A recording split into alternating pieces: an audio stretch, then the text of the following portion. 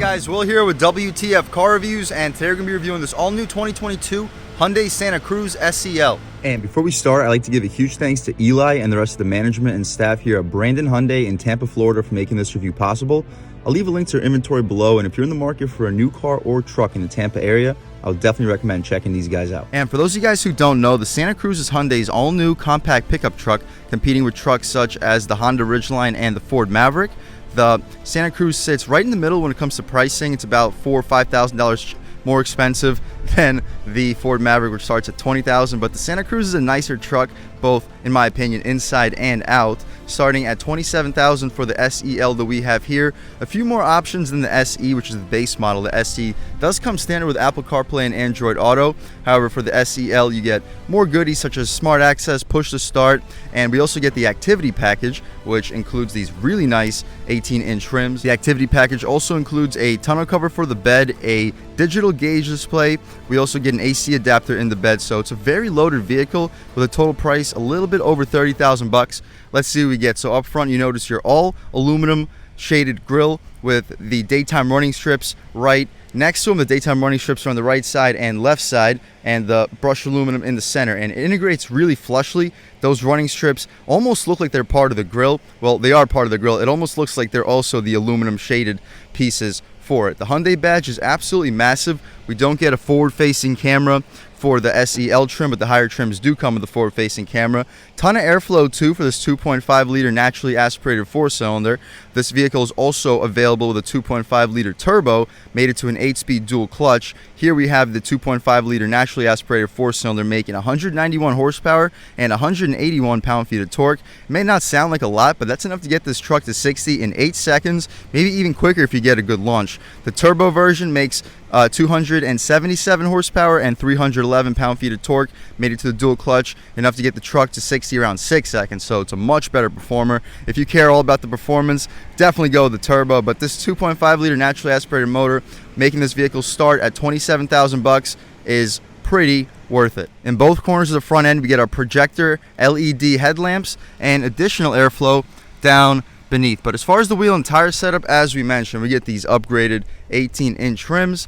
The dimensions of the tires are 245/60 R18 Kumho Cruz HP71 tires. So not the best when it comes to on-road traction, but this 60 series sidewall should really help when it comes to ride quality. I'm liking the black and silver contrast for the rims, plastic cladding for the wheel wells, and rocker panel / side skirts, which should really help when it comes to off-roading. As you see, there's also a nice triangular shape to it. We've already gotten a little bit of dirt on it. That's not for me, don't worry guys, but it is a truck after all. Definitely made for it. We get the LED turn signal on the mirror. It's a folding mirror with the body color up top. Blind spot monitoring too, which is included for the SEL. The SE does not come equipped with blind spot monitoring. Black trim for the window trim, blacked out B-pillar, blacked out roof rails too, blacked out door handles with smart access for the driver and the front passenger, also coming equipped with the SEL. But as far as the window sticker, you can see all the features that come equipped on the 2022 Santa Cruz SEL with the front wheel drive. We also have available all-wheel drive, and surprisingly, the turbo with the all-wheel drive gets better fuel economy. Here we get 21 city, 26 highway. The turbo gets, I think, 19 city, but 27 on the highway, even with all-wheel drive. But you can pause, take a look at all the standard features. It's a pretty loaded vehicle for a car that starts at $27,000. As you mentioned, we get the $3,200 activity package, which comes equipped with a power sunroof, integrated tonneau cover, adjustable C-channel cleat rail system for the bed, roof side rails, 115-volt AC adapter, 10.25-inch digital instrument cluster, wireless device charging, LED interior lights and bed lighting, rear sliding glass with a defroster. We also get a $235 cargo package that includes a bed mat, cargo net, and a first aid kit. $195 gets the floor mats, mud guards, $120, $80 for the cargo net in the bed, $65 for the wheel locks. $1,300 destination totals us out a tick under $33,000. Still a pretty good value. As you'll see, this truck is pretty much loaded with features. The gas cap is a push to open, no easy fill, which is kind of odd for a truck that was just released for 2022.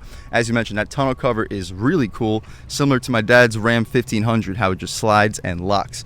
The rear wheel and tire setup is the same exact thing, 245/60 R18s. We can take a step out to check out this tailgate area, and I'm liking it's very similar to GM, how we get this integrated bed step, making it very convenient to access your tailgate area. We get the running strips for the taillights, turn signals, and the reverse lights beneath. Santa Cruz etched in the tailgate. Hyundai right above. For this little grab handle, we can take this plastic right off. I'll throw this in my pocket, and you can see the Hyundai for it.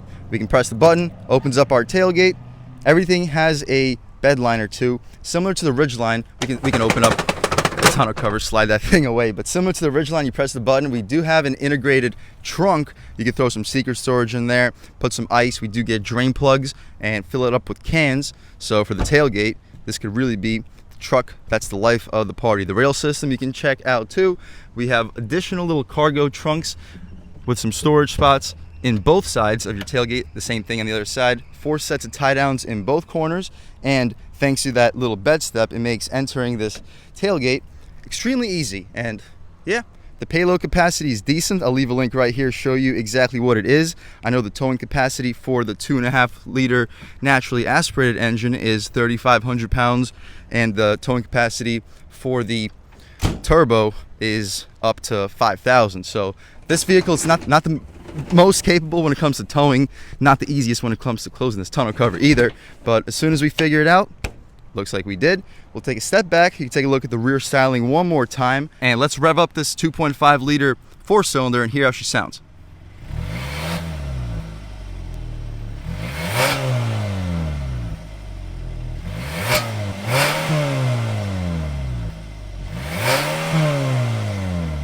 Alright guys, that was of course the sound of the 2.5 liter 4-cylinder sold by Hyundai for the all-new 2022 Santa Cruz. And here you have it, cranking out 191 horsepower, 181 pound-feet of torque.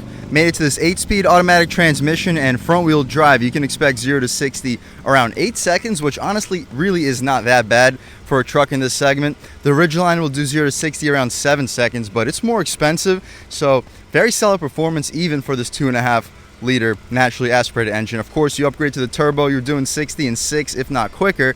So there are options if you would like a little bit more performance. But as far as this prop rod, pretty tough honestly to close, but we figured it out. Pretty hard, pretty heavy hood, but we figured it out. We'll take one more step back and get a good look at those daytime running lights. Pretty aggressive front styling. This truck, you can definitely see it's Hyundai Tucson heritage. As far as the interior, we can check it out for this SEL.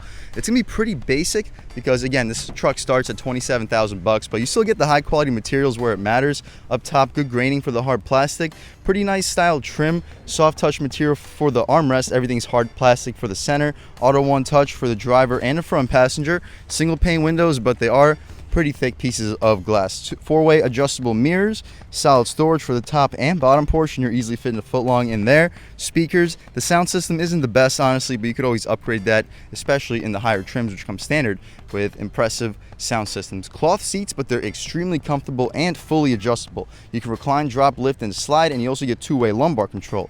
As far as the interior in general, we'll hop inside and really check it out. So we're going to turn the air conditioning up by 1 because it is hot out here and humid. You can see those clouds. We got just about 100% humidity, if not more. Obviously it can't be more, but it definitely feels like it. For the center portion though, for the dashboard, everything's hard plastic. The top portion is soft touch. That's a thumbs up. The areas for where your knee will hit, a little bit hard plastic. But the steering wheel, check this thing out. The shape is incredible. It's not leather wrapped for the SEL. Higher trims have a leather wrapped steering wheel, but the shape is still excellent. 10-2 bolstering notch, perfect. 9-3 feels perfect in your hands. Not a flat bottom, but I'm also liking the 6 o'clock spokes. So if you want to be reckless, the spokes on the side. So if you want to have the arm on the armrest, very comfortable for both arms on both armrests. The steering wheel controls volume. You can skip your songs, voice commands. You can answer your phone calls and your favorites. Mode, AM, FM, and Sirius, and phone. On the right side, we do get active steering, lane keep assist. You can adjust your infotainment screen with these buttons and your cruise control settings on the right side. The infotainment adjustments, full digital display, 10.25 inches. On the left, we have 160 mile an hour speedometer. On the right, we get about a 6,500 RPM tach. But as far as the adjustments, of course, you press these 2 buttons to do so. We're looking at drive info, sensory fueling, accumulated info, and a digital speedometer. User settings, driver assistance, cluster, lights, and door. As far as the cluster, you can reset the fuel economy, wiper, license plate, and icy road warning. Tire pressure, you have to drive to be able to see that information. Lane keep assist, attention level. and your overall safety features. My personal favorites to look at all times would probably just be the digital speedometer. The wiper stocks have a very satisfying click, auto headlamps and auto high beams. No rain sensing wipers, but that's available in the higher trims. The intermittent function, of course, is adjustable with that center dial. Engine start stop to the right of your steering wheel. You can get a good look at your pedals, hopefully. To the left of the steering wheel, interior brightness, bed lighting, and you can turn off your traction control, tilt and telescoping steering wheel too. I'm liking how the air vents integrate really flushly with this door panel trim. Really clean look. 8-inch touchscreen. It does not include navigation, but we get Apple CarPlay and Android Auto, so really not a big deal. But other than that, the home screen, we're currently looking at the NFL radio and Apple CarPlay, Android Auto once you do hook up your phone. I'm not liking this volume dial because you have to like do this quite a few times to get it to 0. I kind of would rather have just like a turn dial, get it all to 0 at once, but that's a very nitpicky complaint. Hazards up top, shortcuts to the sides of your touchscreen. No automatic climate control, but I personally prefer it this way. I use manual climate even in vehicles with auto climate, so having this fan dial right here is nice. 2 USB ports and a wireless charging pad beneath, solid storage next to it. The wireless charging pad is a huge thumbs up in my opinion for a truck in this price point. Backup camera. The resolution is good, very good. It fills up the entire screen, guidance lines and trajectory. As far as like the camera views, we can press this button and it shows us an over-the-top view, and we have a very good view of my water bottle. Press this button one more time, it returns us right back to where we were. Throw it into park and the camera immediately goes away. We get manual shift controls, and they're not in the proper directions unfortunately, but it's still nice to have them to upshift and downshift. Throw it back into park. We get an electronic parking brake, auto hold, hill descent control, and you can access your camera while you're driving simply by pressing this button. The drive mode select, we get normal, sport, and smart mode. We'll start off in normal, transition into sport and see what the differences are. 2 cup holders, they're dumbbell shaped. We get the pass-through in them. We get the flappy things to keep the drinks in place too. We get heated seats for the front. You press this button, it opens up this very soft padded leather armrest. As far as space, very impressive, guys. You can easily fit like a 6-pack of 20-ounce water bottles with no issues. You open up the glove box, it opens with this latch. It is damped. It's not the largest, but you're probably fitting close to 20 license plates. You should fit a pair of shoes in there with no problems. The rear view mirror, it's basically frameless, but it's not auto dimming. You got to pull this flap to dim it. I can hear the thunder starting to roar, so we got to hurry up this interior portion and get this thing out on the road. The sunroof, also nice. We can open it up. It opens up fully. Obviously, we can poke our way out of here. It's about to rain in Tampa, Florida. It opens up a little bit further than that, actually, but we can close it up. Interior lighting is LED. That is nice, but that's about it for the front seat of this 2022 Hyundai Santa Cruz. Let's check out the back seat real quick and then take this thing out for a drive before the rain comes. So in the back seat, everything of course is going to be hard plastic, even the armrest. Hard plastic, power windows, aluminum door handle, cup holder, no additional storage for the bottom portion. You got one of your speakers back here. The seats, still cloth. They do fold up by pulling this latch right here, and we have a ton of like carpets and floor mats and wheel locks back here, but I'm liking that huge storage tray. It carries out throughout this entire back seat. Really impressive when it comes to storage. Legroom, I'm a little over 6 foot sitting behind my seat settings, and I am just about running out of space. So if you want the max legroom, go with the Ridgeline, but this is still enough. I'm definitely not cramped back here. I have plenty of room for my head, at least about an inch or two of headroom. No air vents either, at least not for the SEL trim. We get mat pockets behind both the front seats. Solid light brought into this cabin thanks to the sunroof, and the interior light is also LED. We get the grab handles with the hooks, so you can hang up your suit if you're on your way to work. But that's about it for the interior of this 2022 Hyundai Santa Cruz. We'll do one more quick little walk around. The side profile, I'm really liking that slash little area behind the rear seats. Very aggressive, kind of gives you like a nice little sporty truck theme to it, Baja Racer. But other than that, hopefully you guys can pick up the styling one last time, and let's get this thing out on the road. All right, guys, now we're just about seeing everything we need to see with the inside and outside of this all-new 2022 Hyundai Santa Cruz. Let's take it out for a drive. And the first thing I notice is the throttle is very responsive. The steering feels decently on center. We're only in normal mode. We'll try it out in sport and see what the differences are. But in normal mode, it feels responsive. The ride quality feels also good. You can check that out right here once we take a step out onto this little speed bump right here. Speed bump. Nice. The ride quality is great. As far as like a little acceleration run, we can throw it into sport. And right here, on the gas. Ooh. Whew. Yeah, the performance is not bad. I understand it's just a 2.5 liter naturally aspirated 4-cylinder, but it performs pretty well for what it is. As far as like the body roll and overall like handling, it's also not bad for what it is. It's based off the Hyundai Tucson, which feels pretty sporty, nimble, and light, and you can definitely tell the ride quality is phenomenal for what this vehicle is too. And every time you hit the bumps too, you barely hear it. The isolation from the road is very impressive for a vehicle starting just at $27,000. One more time though, throwing it in. Body roll a little bit. Oh my gosh, you can hear all the stuff flying around. So you definitely know we gave it a little bit of power. But one time we'll try an acceleration off the line. Right here. And on the gas. There you go.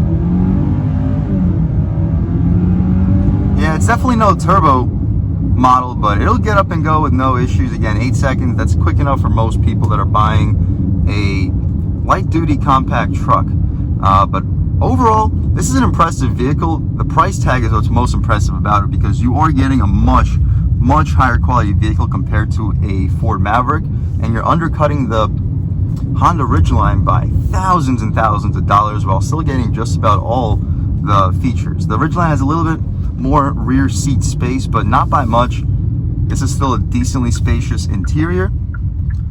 But let's get this thing back to Brandon Hyundai. And again, huge thanks to them for making this review possible. If you're in the market for a new car, SUV, or truck, because again, they do sell this new Santa Cruz, I'll definitely recommend checking out Brandon Hyundai here in Brandon, Florida. Looks like this truck's making a right turn.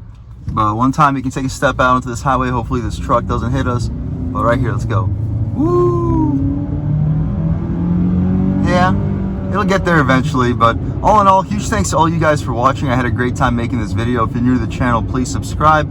If you've already subscribed, thank you so much. You know, I have endless gratitude for all the subscribers. You know, the channel's just not possible without you guys, and I really appreciate the constant support. But again, if you haven't subscribed yet, please subscribe. Leave a like too. It really helps me out with the YouTube algorithm. That's how these videos get promoted to new people. Leave a comment. Let me know what you like. Let me know what you don't like. Leave a comment. Let me know if there's any specific cars or trucks you'd like to see reviewed in this channel too. And I'll definitely try to get those videos for you as soon as possible. But other than that, again, thank you guys so much for watching, and I hope all of you have a great day.